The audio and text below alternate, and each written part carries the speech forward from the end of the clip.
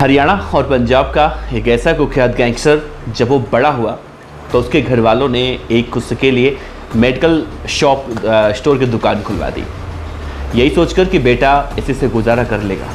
लेकिन अचानक जब उसके पिता की मौत हुई तो उसके पड़ोसी जो थे उसकी ज़मीनों पर कब्जा करने लगे।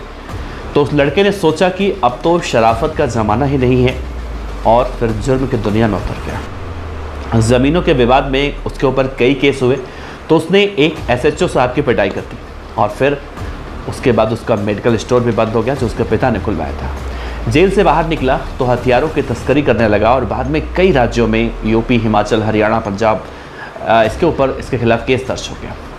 शराब तस्करी में एक झगड़ा हुआ, एक व्यक्ति की हत्या कर दी तो घर में माँ ने उसे घर से बेदखल कर दिया और आज वो गैंगस्टर अमेरिका में बैठकर अपना साम्राज्य ऑपरेट कर रहा है। जिस गैंगस्टर की आज के इस वीडियो में हम बात कर रहे हैं वो अपना दुश्मन गैंगस्टर लॉरेंस बिश्नोई और जग्गू भगवानपुरिया को मानता है और इन दोनों बदमाशों को खत्म करने के लिए कई बार प्लानिंग भी कर चुका है। पंजाब अंडरवर्ल्ड की दुनिया में गैंगस्टर लॉरेंस बिश्नोई और जग्गू भगवानपुरिया ये दोनों ऐसे गैंगस्टर हैं जो जेल में रहने के बाद भी मोबाइल फ़ोन का इस्तेमाल करते हैं, खुलेआम जेल के अंदर बैठकर रंगदारी का काला कारोबार चलाते हैं और वहीं पर बैठकर अपने दुश्मनों को ठिकाने भी लगा देते हैं। लेकिन जिस गैंगस्टर के बारे में आज के इस वीडियो में हम आपको बता रहे हैं वो इन दोनों खतरनाक गैंगस्टरों की जान का दुश्मन है और इस वक्त वो गैंगस्टर यहाँ पर नहीं बल्कि अमेरिका में छिपा हुआ है और इन दोनों को ठिकाने लगाने की मंशा भी रखता है। नमस्कार, आप देख रहे हैं BDF न्यूज़ की क्राइम सीरीज खलनायक, जिसमें हम आपको रोज़ाना सुनाते हैं अपराध की दुनिया की बेहतरीन कहानियाँ। खलनायक सीरीज के आज के इस वीडियो में हम जिस गैंगस्टर की बात करने जा रहे हैं उस गैंगस्टर का नाम है गैंगस्टर दलेर कोटिया। वीडियो की शुरुआत करें उससे पहले आपसे ये बता दें कि इस वीडियो को बनाने का मकसद किसी भी तरह के अपराध को ना तो बढ़ावा देना होता है ना ही समर्थन करना होता है, महज एक जानकारी पहुंचाना होता है। तो आइए इस बात को ध्यान में रखते हुए इस वीडियो की शुरुआत करते हैं। तो ध्यान से देखिए, गैंगस्टर दलेर कोटिया इस वक्त ये भारत में नहीं है, वो अमेरिका में बैठकर यहाँ पर अपना रंगदारी का काला कारोबार ऑपरेट कर रहा है। हाल ही में हरियाणा के करनाल जिले के असंध में 2 डॉक्टरों को रंगदारी के लिए अमेरिका से फ़ोन आया। 26 जून को मीनाक्षी हॉस्पिटल के संचालक डॉक्टर संदीप और 5 जुलाई को ओम अस्पताल के मालिक डॉक्टर राजेश कुमार को भी एक वीडियो कॉल की गई। इस धमकी भरे कॉल में कॉल करने वाले व्यक्ति ने उन्हें जान से मारने की धमकी देते हुए 20-20 लाख रुपए की रंगदारी मांगी। बाद में एसपी गंगाराम पुनिया ने इस पूरे मामले की जांच सीआईए को सौंपी और सीआईए ने इस मामले में 42 लाख रुपए और नोट गिनने की एक मशीन के साथ 3 आरोपियों को गिरफ्तार किया।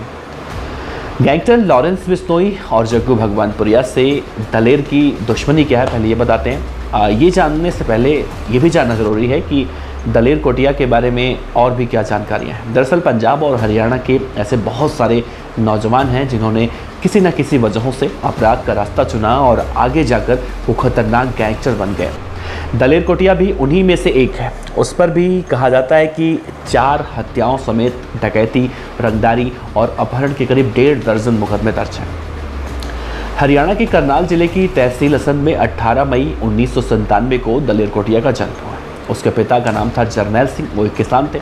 दलेर जब बड़ा हुआ, जैसा मैंने शुरू में कहा तो उसके पिता ने एक मेडिकल स्टोर खुलवाया कि सब कुछ उसकी ज़िंदगी में ठीक चले।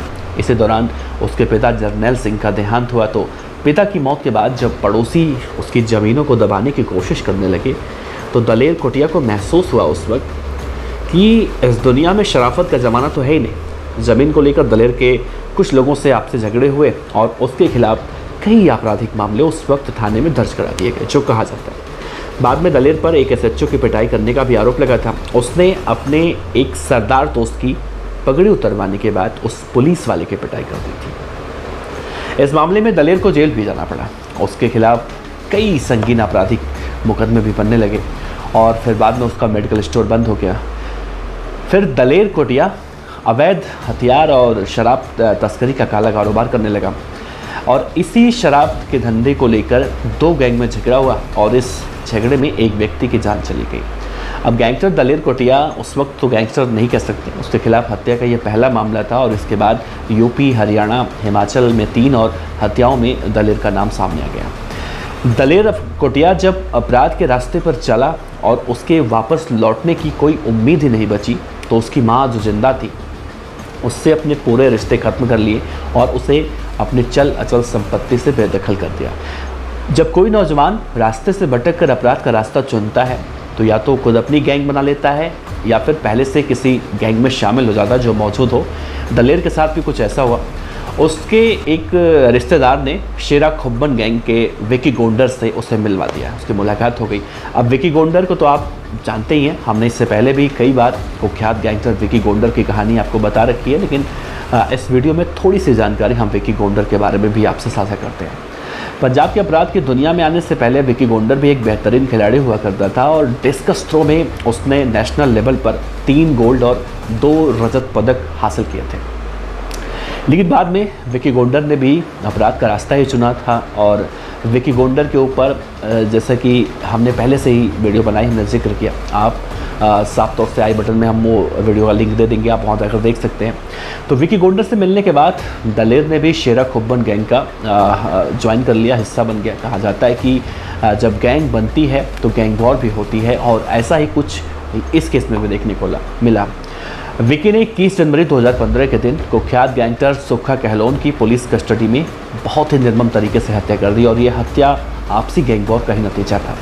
दरअसल साल 2010 में, आज से करीब 13-14 साल पहले, सुक्खा कहलवा ने विकी गोंडर के एक दोस्त जिसका नाम था लवली बाबा, उसकी हत्या की थी और विकी गोंडर ने सुक्खा कहलवा को मारकर अपने उसी दोस्त की मौत का बदला भी लिया था। बाद में 26 जनवरी 2018 को भी विकी गोंडर अपने 2 साथियों प्रेमा लाहौरिया और सुखप्रीत के साथ पुलिस एनकाउंटर में मारा भी गया था। गैंग वॉर भी अभी पूरी तरह से थमा नहीं, अभी हाल ही में देखने को मिला। जब सिद्धू मूसेवाला की हत्या हुई थी, उससे पहले रणदीप सिंह उर्फ राणा कंधुवालिया की भी हत्या हुई थी और इस हत्या की जिम्मेदारी दिल्ली के तिहाड़ जेल में बैठे विरोधी गैंग के जसदीप सिंह उर्फ जग्गू भगवानपुरिया ने ली थी।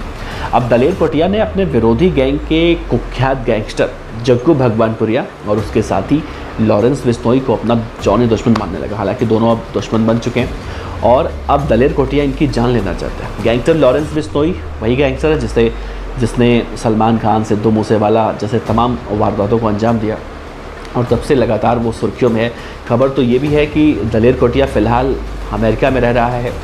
6 फरवरी 2019 को अवैध हथियार, शराब और लूट के सामान के साथ पुलिस ने उसके कुछ साथियों को गिरफ्तार भी किया था, लेकिन वो उस वक्त बचकर बाहर निकल गया था। इसके बाद मई 2019 में वो देश छोड़कर यूएस चला गया। तब से कहा जाता है कि वो यूएस में ही रह रहा है। तो गैंगस्टर दलेर कोटिया की कहानी अगर हम समझने की कोशिश करें, लास्ट में जो हम कंक्लूसिव मैसेज देने की कोशिश करते हैं, तो दलेर कोटिया के पिता ने जब उसके लिए एक मेडिकल स्टोर की दुकान खुलवाई थी, यही सोचकर कि उनका बेटा जब बड़ा होकर नौकरी धंधा नहीं करेगा कुछ, तो कम से कम ये दुकान रहेगी, इस दुकान से वो अपना भी पेट पाल लेगा, अपने बच्चों का पेट पाल लेगा और उनके माता पिता जब बुजुर्ग हो जाएंगे तो उनका भी पेट पाल लेगा। लेकिन नियति को शायद कुछ और ही मंजूर था। लेकिन अगर पड़ोसियों ने उसकी ज़मीन कब्जाने की कोशिश नहीं की होती तो शायद गैंगस्टर दलेर कोटिया, जिसे हम गैंगस्टर कह रहे हैं आज, वो गैंगस्टर नहीं बनता। तो हम जब बातें करते हैं कि गैंगस्टर अपराध की दुनिया में जाकर गैंगस्टर बन जाते हैं युवा, तो कई सारे गैंगस्टर की कहानियाँ हमें ऐसे भी देखने को मिलती हैं कि वो किसी न किसी वजह से अपराध की दुनिया में जाते हैं। अब वजह चाहे जो हो, लेकिन अपराध की दुनिया में जाना तो कहीं से सही नहीं कहा जाता। इसीलिए हमेशा कहा जाता है कि भाई कानून की मदद ली जाए और सीधे तरीके से मदद अगर ली जाए तो शायद ये दिन देखने को नहीं मिलता। आज गैंगस्टर दलेर कोटिया की माँ अकेली हैं और वो इसी उम्मीद में जी रही हैं उनका बेटा सुधर जाएगा, एक दिन आत्मसमर्पण कर देगा। लेकिन उनका बेटा दलेर कोटिया लॉरेंस और जग्गू की जान का दुश्मन बना हुआ है। अब इस कहानी में आपको क्या समझ में आया? हम जो समझाने की कोशिश कर रहे थे, जो मैसेज हमने बताया, उस पर अपनी विचार ज़रूर व्यक्त कीजिएगा। इस गैंगस्टर के बारे में अपने राय सुझाव दीजिएगा और हमसे कोई अगर गलती हो इस वीडियो में, आपको लगता है कि हमने कोई गलत जानकारी दी, तो आप हमें इंस्टाग्राम पर DM कर सकते हैं, नीचे कमेंट बॉक्स में मैसेज दे सकते हैं। हम कोशिश करेंगे कि उस गलत जानकारी को सुधार कर आपके समक्ष पेश कर सकें। नमस्कार, जय हिंद।